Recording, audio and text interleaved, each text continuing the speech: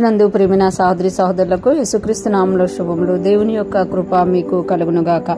ఈరోజు దేవుడు మనకిచ్చిన మాట ద్వితీయోపదేశకాండము 7వ అధ్యాయము 6వ వచనము. నీవు నీ దేవుడైన యెహోవాకు ప్రతిష్ఠిత జనము. నీ దేవుడైన యెహోవా భూమి మీదనున్న సమస్త జనముల కంటే నిన్ను ఎక్కువగా ఎంచి నిన్ను తనకు స్వకీయ జనముగా ఏర్పరచుకొనెను.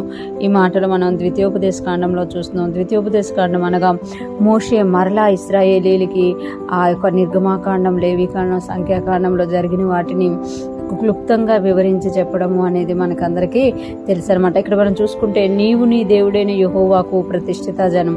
ఇశ్రాయేలీలతో మోషే గారు మరొకసారి చెప్తున్నారు కదా, నీవు నీ దేవుడైన యెహోవాకి ప్రతిష్ఠిత జనం అంటే నిన్ను దేవుడు ప్రతిష్ఠించుకున్నాడు. నువ్వు దేవుడైన యెహోవాకి ప్రతిష్ఠితమైన వాడవు, ప్రతిష్ఠితమైన దానవు. నువ్వు దేవుని దృష్టిలో విలువైన వాడవు, విలువైన దానవు అని తెలియచేస్తున్నమాట.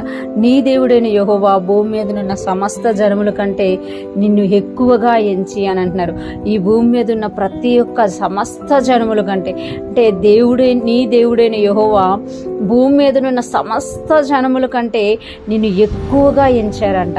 ఈరోజు మనం జీవము కలిగి ఉన్నాము, సజీవంగా ఉన్నాము అని అంటే అది దేవుని కృప, మన మంచితనం కాదనమాట.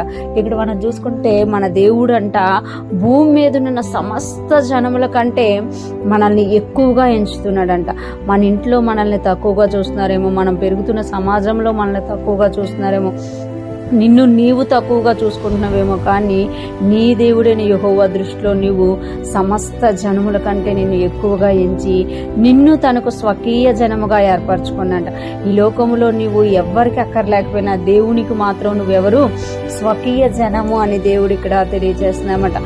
ఈరోజు ఫ్రెష్ వన్ వింటున్న ప్రతి ఒక్కరు జ్ఞాపకం చేసుకోవాలి, మన జీవితం మనకి విలువలేనిదిగా ఉందేమో, మన జీవితం మన కొన్నిసార్లు ఎందుకు నేను జీవిస్తున్నాను, ఎందుకు నాకు ఈ బ్రతుకు, ఎందుకు నాకు ఈ కష్టాలు అన్నట్టుగా మీరు ఉంటున్నారేమో, కానీ నీ దేవుడైన యెహోవా నిన్ను ప్రేమిస్తున్నాడు. నీ దేవుడైన యెహోవా నిన్ను స్వకీయ జనముగా చేసుకుని ఉన్నాడు. నీ దేవుడైన యెహోవా నిన్ను ప్రతిష్ఠిత జనముగా చేసుకున్నాడు.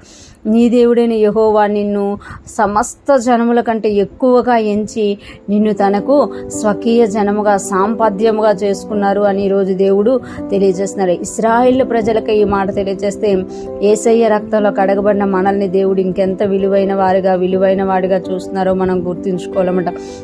ఈ లోకంలో వచ్చే అల్పకాల సమస్యలు, ఈ లోకంలో వచ్చే అల్పకాల శోధనలు, ఈ లోకంలో వచ్చే చిన్న చిన్న కష్టాలకే చాలామంది విసిగిపోయి ఇక నేను చచ్చిపోతే బాగుండు అనుకున్నారు. కానీ నీ దేవుడు నిన్ను ఎలా చూస్తున్నాడు అని అంటే భూమి మీద ఉన్న సమస్త జనముల కంటే నిన్ను ఎక్కువగా ఎంచుతున్నాడంట. ఈరోజు ఫ్రెష్ మన్నా వింటున్న ప్రతి ఒక్కరం కూడా ఈ విషయాన్ని గుర్తించుకొని గ్రహించి నువ్వెంత ఈ లోకంలో దేవునికి విలువైన వాడవో, విలువైన దానివో గుర్తించుకొని నీవు నీ దేవునికి ఇష్టంగా జీవించినప్పుడు, ఆయన చెప్పిన మాట ప్రకారం నువ్వు జీవించినప్పుడు ఆయన నీకు ఖ్యాతిని, మంచి పేరును కలుగజేస్తారు. అటు విధంగా మనం జీవించుదుగాక. దేవుడు మనకిచ్చిన ఈ ఆయుష్కాలమును బట్టి ఆయన స్తుతిస్తూ ఆయనకి ఇష్టమైన వారిగా జీవిస్తూ ఆయనలో ముందుకు సాగిపోదుముగాక. ఆమేన్.